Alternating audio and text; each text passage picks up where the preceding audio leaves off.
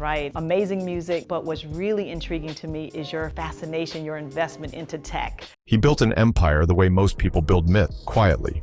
While others shouted their wealth from rooftops, Nasir Jones mastered the art of silence. By 2025, he's the ultimate contradiction, a hip-hop legend who speaks volumes without saying a word. He doesn't have to prove he's rich. His presence does that for him. He doesn't have to post his lifestyle. It's etched into every lyric, every move, every choice. This is the lifestyle of Nas in 2025, a story of growth, wisdom, and quiet dominance. Because what he built isn't just wealth, it's a legacy. And the deeper you look, the clearer it becomes. Nas didn't just play the game, he rewrote it. The story begins in Queensbridge, New York City, a place where dreams and danger shared the same walls. Picture the early 70s, a maze of gray housing projects, the sound of children playing in cracked courtyards, graffiti decorating every corner, and jazz melodies slipping through the windows of aging apartments. It was here, in the middle of chaos and creativity, that Nasir bin Olu Dara Jones was born on the 14th of September, 1973. His father, Olu Dara, was a jazz and blues musician, the kind of man who could turn pain into melody and make struggle sound like poetry. His mother, Fanny Ann, worked as a postal employee, quietly holding the family together while her husband played gigs and chased his musical calling.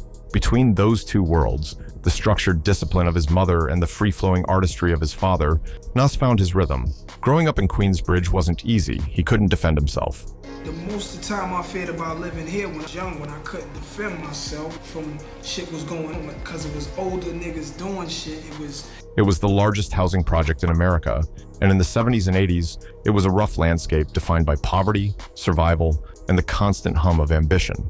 But even as a kid, Nas was observant. He was the one who listened more than he spoke, who saw the lessons hidden in other people's mistakes. He dropped out of school early, not out of laziness, but because the traditional classroom couldn't hold his curiosity.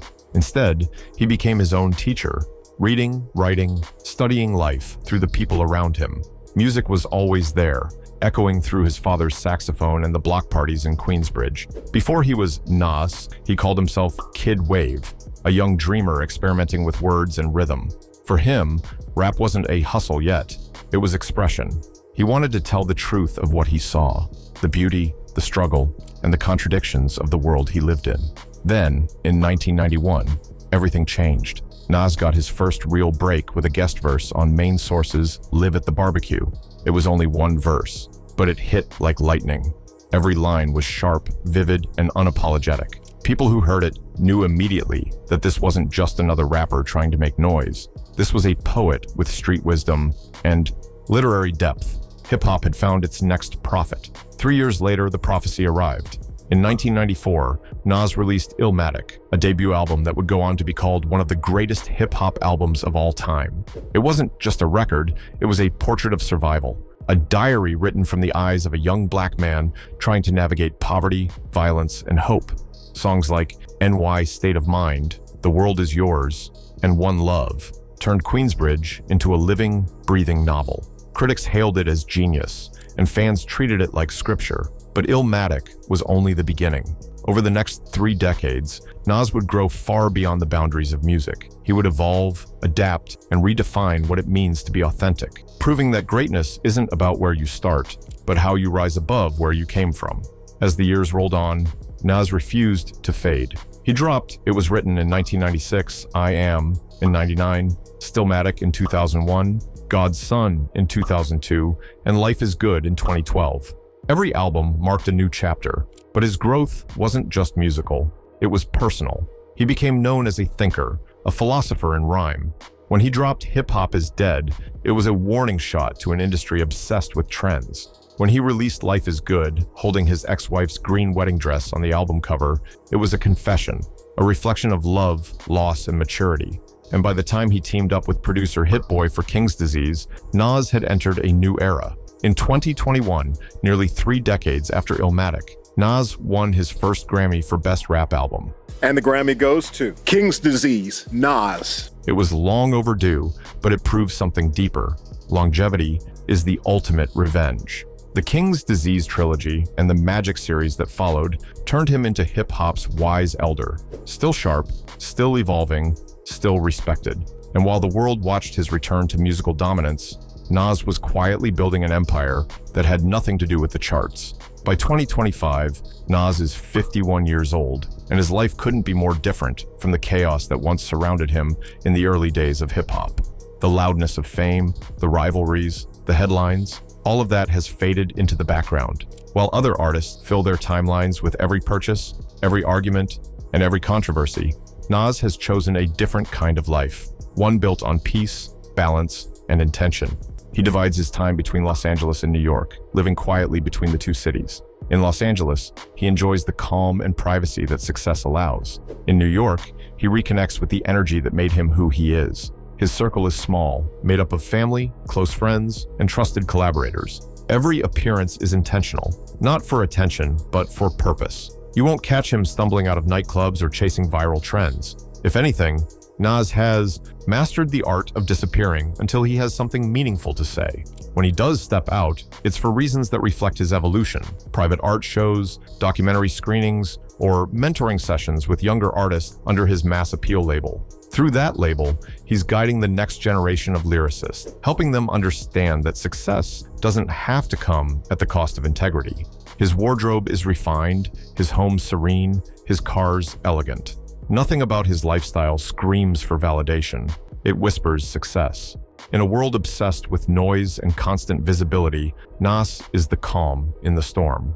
The living proof that the greatest power comes from knowing you don't have to prove anything at all. But no story about Nas's lifestyle is complete without addressing the love that defined him publicly and the heartbreak that shaped him privately. In 2005, Nas married R&B singer Kellis. Like in that space, yeah. Because we got married before our wedding. We were already married. Together, they were a power couple. Stylish, talented, adored. Their chemistry was undeniable, and for a while they seemed untouchable. But behind the cameras, their marriage was falling apart. It wasn't good ever, but it definitely progressively got worse. By 2009, Kellis filed for divorce, citing irreconcilable differences. Yeah, I filed for divorce in April, and Knight was born in July. She was pregnant at the time with their son, Knight. Nas announced the birth at a show in Queens, but the happiness didn't last. The divorce was finalized in 2010.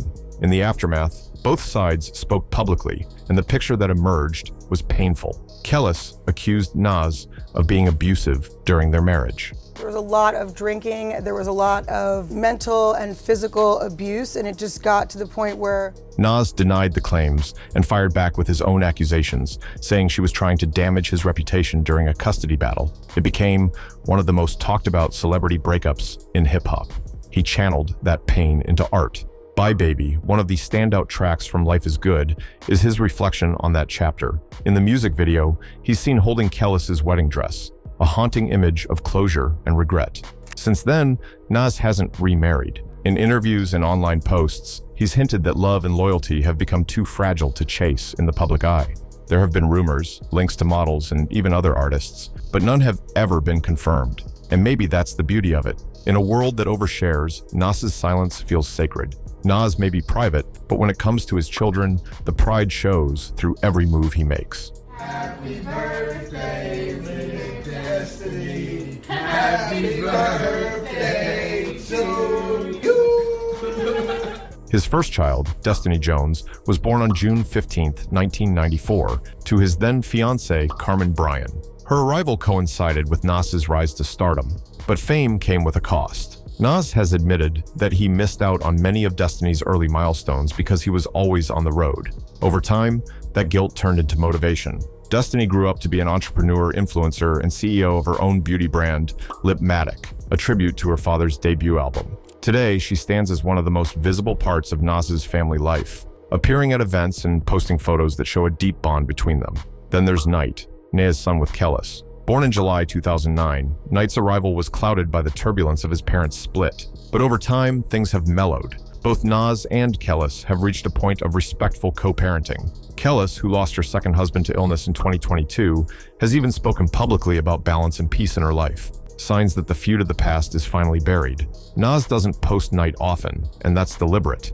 In a digital world obsessed with exposure, Nas chooses privacy. He's determined to give his son a childhood free from the spotlight that defined his own career. When you watch Nas with his kids, you can feel a sense of redemption. It's not about being perfect, it's about doing better. Destiny and Night represent both the price of fame and the purpose of growth. They are his legacy in real time. You can tell a lot about a person by where they choose to rest. And for Nas, every home he owns reflects a chapter of his evolution. I'm looking at apartments in the city, man. I'm on top of the world right now, literally. His properties are more than real estate. They're symbols of distance traveled, from the crowded concrete hallways of Queensbridge to the calm, palm-lined estates of California. Each one carries a piece of his story, balancing who he was with who he's become. His main residence is tucked away in Calabasas, California, a gated property purchased in 2021 for around $3.5 million. It's not the kind of mansion meant to show off on social media or attract paparazzi. It's a place of retreat.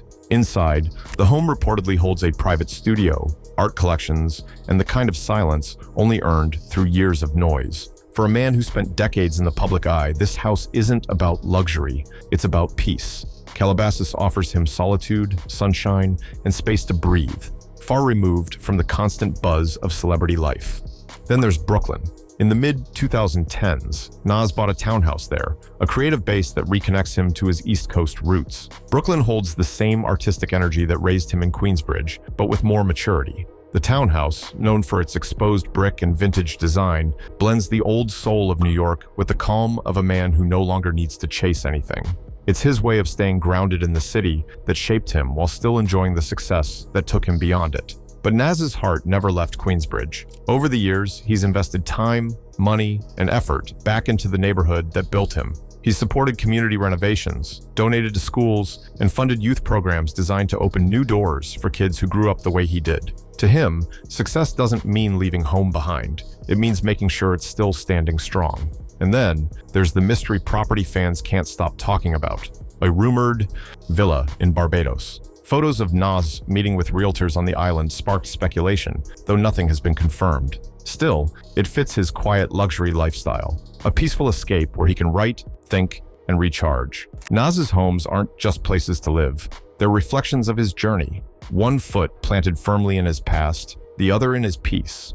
If you ever catch a glimpse of Nas behind the wheel, it's never about showing off. It's never about flash or noise. For him, driving isn't a performance. It's an extension of his personality. Every car he owns tells a story, not of excess, but of refinement. His collection doesn't scream for attention. It speaks in a low, confident tone that says everything without needing to say a word. Among his prized vehicles is the Rolls-Royce Ghost, a car that perfectly matches his persona. Elegant, composed, and effortlessly powerful. The Ghost isn't built for speed or spectacle, it's built for presence. When Nas steps out of it, you can tell it's not about impressing anyone, it's about moving through the world with quiet confidence. Then there's the Bentley Continental GT, a favorite among artists who appreciate craftsmanship. It's sleek, fast, and timeless, much like his approach to music. And of course, there's the Mercedes Maybach S680, the definition of modern luxury, the kind of car you choose when you've outgrown the need to prove you've made it. But while Nas appreciates new luxury, his connection to cars goes much deeper than status symbols. He still keeps a vintage gem close to his heart, a classic BMW E30 M3. That car isn't just metal and wheels, it's a memory, a reminder of the days when the dream was still forming, when Queensbridge was home and the soundtrack of life was boomboxes, mixtapes, and ambition. For Nas, that BMW represents the balance between where he came from and how far he's gone. It's nostalgia on wheels, a bridge between past and present. He's also been spotted behind the wheel of a 1962 Impala, a car that oozes timelessness. It showed up in his King's Disease 3 visuals and GQ photo spreads, shining with the same understated confidence that defines his career. The Impala isn't about price, it's about legacy. It's the kind of car that holds history, much like Nas himself. To him, these vehicles aren't trophies lined up for display. They're expressions of mood, character, and identity. Quiet, powerful, built to last. And that's exactly who Nas is. He doesn't need bright colors, roaring engines, or attention-grabbing stunts to make an impression. His taste alone speaks volumes, proving that sometimes the most legendary statement is made in silence. When people talk about money in hip-hop, Nas' name always enters the conversation, but not in the flashy, headline-grabbing way you might expect. His wealth commands quiet respect. It's not about viral moments or extravagant spending, sprees. It's about strategy, longevity, and the kind of vision that only comes with experience. By 2025, his net worth is estimated to sit between $120 and $200 million. But as Nas would tell you, the number itself isn't the real story. It's how he built it. The first stream, of course, is the music. Over 3 decades deep, his catalog remains one of hip-hop's most respected and profitable. Every song, every verse, every classic album continues to generate royalties and publishing income across streaming platforms and licensing deals. With timeless projects like Illmatic, It Was Written, Stillmatic, God's Son, and the King's Disease trilogy, his music still finds new life with each generation. His King's Disease Legacy Tour, scheduled for 2025, is not just a concert series. It's a celebration of more than 30 years of lyrical excellence. The tour brings his catalog back to center stage, reminding the world why Nas' words never expired. The second stream is business, and this is where Nas truly separates himself from most of his peers. Through his venture capital firm, Queensbridge Venture Partners. Yeah, we have a firm, Queensbridge Venture Partners, named after my neighborhood. Right. And we take meetings, we take pitch meetings. He's quietly become one of hip-hop's most successful investors. Long before tech became a buzzword, Nas was already betting on innovation. His firm has invested in over 100 startups, including Coinbase, Dropbox, Robinhood, Lyft, and Ring. When Ring was bought by Amazon and Coinbase went public in 2021, Nas's early investments turned into millions. These weren't lucky guesses. They were calculated plays built on research, patience, and belief in the future. In doing so, he helped redefine what financial literacy looks like in hip-hop. He became a role model for turning rap money into real equity. Then come the brands and partnerships. Nas maintains long-standing relationships with Hennessy, Timberland, and MasterCard, deals that align perfectly with his mature, cultured image. He also owns Esco Spirits and co-owns the Sweet Chick restaurant chain, a soulful dining spot that blends food, culture, and community. And beyond the profits, there's purpose. Through the Illmatic Foundation, Nas funds youth programs in technology, entrepreneurship, and art. He's proving that real success isn't just about making money, it's about making a difference. Every move he makes reinforces one truth. Nas doesn't just own wealth, he owns his story. At 51, Nas stands as proof that evolution is possible. He's still making music that matters. He's mentoring artists who look up to him. He's raising a family, investing wisely, and maintaining the kind of life that values privacy over popularity. He's not chasing relevance. Relevance chases him. The lifestyle of Nas in 2025 isn't just a story of wealth, it's a story of wisdom. It's what happens when a street poet grows into a global icon and learns that power doesn't need to shout. From Queensbridge to Calabasas, from heartbreak to healing, from rap battles to boardrooms, Nasir Jones has done something rare. He turned every chapter of his life into a lesson. He doesn't flaunt the money, he multiplies it. He doesn't run from his past, he honors it. And he doesn't just talk about ownership, he lives it. So when you think of Nas, the father, the legend, the businessman, remember this. His wealth isn't only in dollars, it's in dignity. His homes aren't just properties, they're peace. His silence isn't mystery, it's mastery. The world measures success in noise. Nas measures it in longevity. And maybe that's why, after all these years, his lifestyle still fascinates us. Because even now, when the music stops and the lights go out, Nas remains what he's always been, a storyteller. Only now, the story he's telling is his own.